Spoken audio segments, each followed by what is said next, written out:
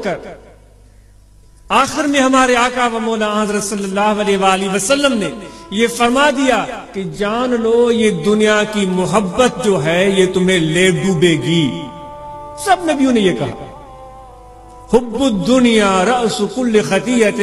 کہ جو یہ دنیا کی محبت ہے، یہ دنیاوی چیزوں کی محبت ہے، ان کے ساتھ تمہارے دل کا لگاؤ جو ہے، ان کی طرف تمہارے دل کی وابستگی جو ہے، یہ تمہارے لیے تمہیں لے ڈوبے گی، تمہارے لیے نقصان دہ ہے، تمہارے لیے خسارے کا سودا ہے۔ لیکن افسوس کہ ہم ان باتوں پر کان نہیں دھرتے۔ ایک ڈاکٹر کی بات سن لیتے ہیں، اس کی بات پر عمل کرتے ہوئے ایک اچھی چیز کو بھی ہم استعمال کرنے سے رک جاتے ہیں، جبکہ انبیاء علیہ السلام نے کہا، ہمارے آقا و مولا حضرت صلی اللہ علیہ وآلہ وسلم نے کہا کہ اس دنیا کی محبت تمہارے لیے خسارہ ہے، نقصان ہے۔ تو ہمیں کیا ہو گیا ہے کہ آج تک ہمارے دل میں یہ دنیاوی حرص بڑھتا چلا جاتا ہے،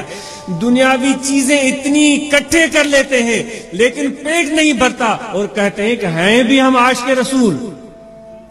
اور کہتے ہیں کہ ہیں بھی ہم اللہ کی محبت کرنے والے، اور کہتے ہیں کہ ہیں بھی ہم سنت کے تابعدار، اور کہتے ہیں کہ ہیں بھی ہم مسلمان، اور کہتے ہیں کہ ہیں بھی ہم یقین والے، لیکن اس کے باوجود پھر یہ عمل میں ہم اور ہمارے گفتگو میں، ہمارے قول میں اور ہمارے فعل میں، ہمارے رفتار میں اور ہمارے کردار میں یہ تضاد کیوں پایا جاتا ہے؟ اس تضاد کو دور کرنے کی ضرورت ہے۔ یاد رکھیں، یہ نہیں کہا جا رہا ہے کہ تم دنیاوی کام کاج سے رک جاؤ، دنیاوی محنت مزدوری سے رک جاؤ، دنیاوی بزنس اور تجارت سے رک جاؤ، یہ نہیں کہا جا رہا ہے۔ کہا یہ جا رہا ہے کہ دنیاوی محبت سے رک جاؤ، دنیاوی حرص سے رک جاؤ، دنیاوی ہوس سے رک جاؤ۔ جب یہ حرص، یہ ہوس، یہ محبت تمہارے دلوں میں جاگزی ہو جائے گی تو اس کا نتیجہ یہ نکلے گا کہ قرآن مجید میں اللہ تعالیٰ فرماتا ہے کہ تم انسانیت کے مقام سے نیچے گر جاؤ گے، تم جانوروں سے بھی پست ہو جاؤ گے۔ جانور بھی ایک دوسرے کی شناخت رکھتے ہیں، اپنے ہم جنس کا خیال رکھتے ہیں، اس کے آزار کے در پہ نہیں ہوتے، اس کا تحفظ کرتے ہیں۔ اگر ان جانوروں کے گروپ میں سے کسی ایک جانور کو تکلیف پہنچے تو سب مل جل کر اس کا دفاع کرتے ہیں، اس کو بچاتے ہیں۔ لیکن اے انسان، تو بے شک خلیفۃ اللہ فی الارض ہے، تو خدا کا نائب ہے، بے شک تو عالم ہے، اللہ نے تجھے عقل بھی دیا ہے، اللہ تعالیٰ نے تجھے علم بھی دیا ہے، اللہ تعالیٰ نے تجھے کسی غلطی سے سبق سیکھنے کی فہم بھی عطا فرمائی ہے، اور بے شمار چیزوں سے تجھے نوازا ہے، لیکن ایک چیز سے منع کیا ہے کہ یاد رکھو کہ میرے ساتھ محبت کرنا، دنیا کے ساتھ محبت نہیں کرنا ہے۔ اگر اس محبت میں تم مبتلا ہو جاتے ہو، یہ محبت تمہارے دلوں میں آ جاتی ہے، پھر اللہ تعالیٰ فرماتے ہیں کہاں کی خلافت، کہاں کی انسانیت، کہاں تمہارا شان اور کہاں تیرا مقام؟ پھر تم جانوروں سے بھی گئے گزرے ہوئے ہو۔ اور واقعی آج ایسا ہو رہا ہے، کیا ایسا نہیں ہو رہا ہے؟ جو لوگ دنیا کی محبت میں مبتلا ہو گئے، حرص میں مبتلا ہو گئے، اور انہوں نے انسان ذات سے بڑھ کر اپنے مفادات کو عزیز رکھا، اور جن لوگوں نے اللہ تبارک و تعالیٰ کے احکامات کو بھلا کر اپنے نفس اور شیطان کے کہنے پر عمل کیا، کیا آج ان کے عمل اور کردار کا چرچا آپ اخباروں میں نہیں سنتے؟ آج چینی کم ہو گئی، چینی نہیں مل رہی ہے، لوگ تڑپ رہے ہیں، قطاروں میں کھڑے ہوئے ہیں، وہ چینی چینی پکار رہے ہیں۔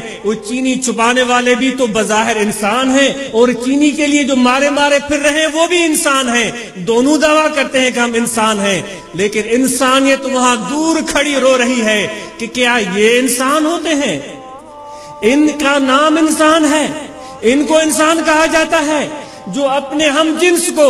جس کو اللہ کہتا ہے کہ تم میرا نائب ہے، اور وہ بغیر کسی امتیاز کے کہتا ہے، گورے کو بھی کہتا ہے کہ تو میرا نائب ہے، اللہ کالے کو بھی کہتا ہے کہ تو میرا نائب ہے، اللہ دنیا والے جس کے پاس دولت ہے اس کو بھی کہہ دیتا ہے کہ تم بھی یہ اعزاز لے سکتے ہو، اور جو غریب اور مسکین ہے اس کو بھی کہتا ہے کہ تم یہ اعزاز لے سکتے ہو۔ بلکہ میں یہ کہوں گا کہ اگر مسکین اور ان مسکین لوگوں کی بات کی جائے تو حقیقت میں وہ ان عظمتوں کو پہنچ جاتے ہیں جن عظمتوں کو دنیاوی کثرت پر، دنیاوی اسباب و اموال کی زیادتی پر کوئی بھی انسان نہیں پہنچ سکتا، جو ایک مسکین جس عظمت کو اگر وہ وہ اس مسکینی کو اپنے لیے اعزاز سمجھے، یہ نہیں کہ بوجھ سمجھے، اس کو اپنے لیے اعزاز سمجھے، اپنے لیے ایک شان سمجھے۔ مسکین لوگوں کے ساتھ محبت کا برملا اظہار میرے آقا و مولا حضرت صلی اللہ علیہ وآلہ وسلم نے فرمایا۔ یہاں تک آپ فرماتے تھے اللہم احینی مسکینن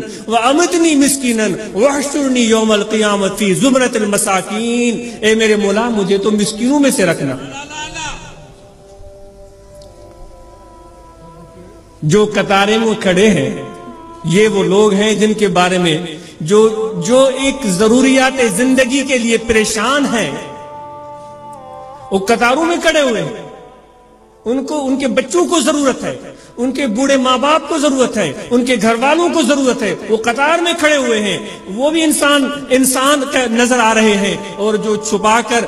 ذخیرہ اندوزی کر رہے ہیں وہ بھی اپنے آپ کو انسان کہلوا رہے ہیں، لیکن فیصلہ میرے نبی کا آتا ہے، فیصلہ میرے آقا و مولا حضرت صلی اللہ علیہ وآلہ وسلم کا آتا ہے۔ اور وہ دنیا دار لوگ ہر سال عمرے پر بھی جاتے ہیں، طواف بھی کرتے ہیں، اور عمرے کا بتاتے بھی کہ ہم نے عمرے کیے ہیں، اور وہ دنیا دار اور